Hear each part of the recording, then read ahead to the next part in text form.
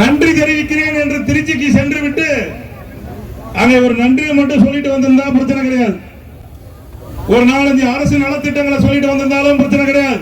தேவையில்லாமல் 50 ஆண்டுக்கு மேல் இருக்கின்ற ஒரு அனைத்து இந்திய அண்ணா திராவிட முன்னேற்ற கழகம், 35 ஆண்டுகளுக்கு மேல் ஆட்சி செய்த ஒரு கழகம், ஏழை மக்களுக்கெல்லாம் வாழ்க்கையில ஒளியேற்றிய ஒரு கழகம், சத்துணவு வந்த சரித்திர நாயகனால் உருவாக்கப்பட்ட கழகம், இந்தியாவிலே அதிகமாக ஏழை மாணவர்கள் எல்லாம் படிக்க வைத்த புரட்சி தலைவி அவர்கள் காப்பாற்றப்பட்ட கழகம், 7.5% உள்ஒதுக்கீடு சேர்ந்து கூலி தொழிலாளி மாணவர்களை எல்லாம் டாக்டர் ஆக்கிய கழகம், 1 லைட் மின்சாரம் கொடுத்து ஒளிவிளக்கு ஏற்றிய கழகம், பசுமை வீடுகளை தந்து காப்பாற்றிய கழகம்.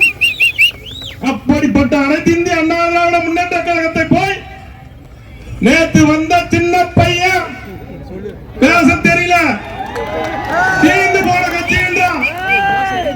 எது தீர்ந்து போன கட்சி? மக்களை ஏமாற்றி வாக்கு வாங்கி மக்களுக்கு துரோகம் செய்து கொண்டிருக்கின்ற துரோக சக்தியான தாவேக்காவை தீர்த்து கட்ட வந்த சக்தி இந்த கட்சி. தாவேக்கா ஆட்சியை ஒழித்து கட்ட போகின்ற சக்தி இந்த அனைத்து இந்திய அண்ணா திராவிட முன்னேற்ற கழகம். எங்களை பத்தி தெரியாம நீ எங்களை போய் தீர்ந்து போன கட்சின்ற. இது சும்மா ஒரு மாவட்டத்தில் திடீரென்று ஏற்படுத்தப்பட்ட ஒரு கண்டன ஆர்ப்பாட்டம். நீங்கள் செய்கின்ற தவறை எல்லாம் நாங்கள் சுட்டிக்காட்ட ஆரம்பித்தால், உங்கள் ஆட்சியினுடைய கோளாறுகளை எல்லாம் நாங்கள் சொல்ல ஆரம்பித்தால் நீ தாங்க மாட்டார். 1.5 கோடி தொண்டர்களை கொண்ட ஒரே இயக்கம் அனைத்து இந்திய அண்ணா திராவிட முன்னேற்ற கழகம். அவருடைய ஒரே தலைவர், சட்ட தலைவர், எங்களுடைய தகப்பன் சாமியாக செயல்பட்டுக் கொண்டிருக்கின்ற எடப்பாடியார் அவர்கள். எங்களை பற்றி நீ ஏப்ப சோப்பையாக நினைக்காத. உனக்கு விவசாயத்தை பத்தி இன்னும் தெரியாது. உனக்கு சோறு போடு பண்றோம். விவசாயி சேத்துல கால வச்சு அதெல்லாம் நீங்க சோத்துல கால வைக்க முடியாது.